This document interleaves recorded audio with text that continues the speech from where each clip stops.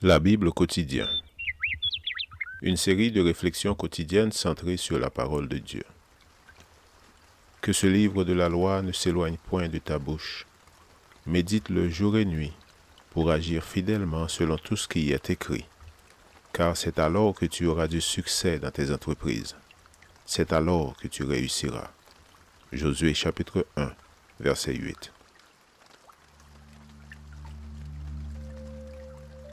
Aujourd'hui, le 10 février, l'économie des liens affectifs.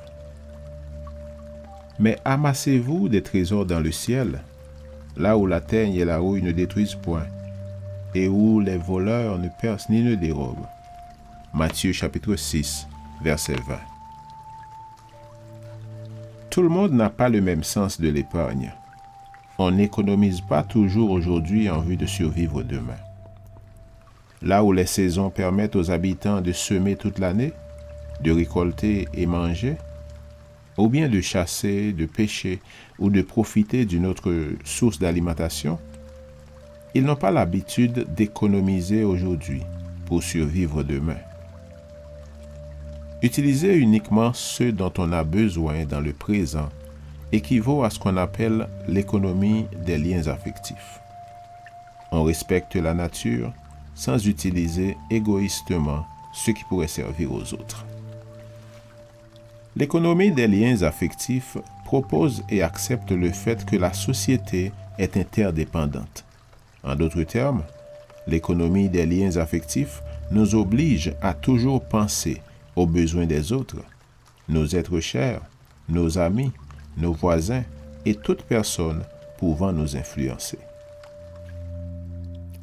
Les paroles du Christ concernent ceux qui ont l'habitude égoïste de se servir et de thésauriser sans se préoccuper des autres. Par ce conseil, Jésus attire notre attention sur les aspects de la vie et la façon dont nous agissons envers nos semblables. En parlant du pardon, Jésus indique que ce don que Dieu nous accorde abondamment et gratuitement, nous devons également l'accorder aux autres. Souvenons-nous que tout ce que nous sommes et tout ce que nous avons vient de Dieu. Faire étalage de notre libéralité pour humilier les autres n'est pas la meilleure façon d'employer les dons du ciel.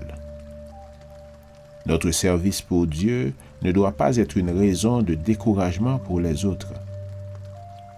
La Bible dit dans Matthieu 6, versets 17 et 18, « Mais quand tu jeûnes, parfume ta tête et lave ton visage, afin de ne pas montrer aux hommes que tu jeûnes, mais à ton Père qui est là dans le lieu secret, et ton Père qui voit dans le secret te le rendra. » Amasser des trésors dans le ciel n'équivaut pas à ouvrir un compte bancaire céleste, c'est vivre de manière que toute notre conduite soit agréable au Seigneur, particulièrement dans nos relations avec nos semblables.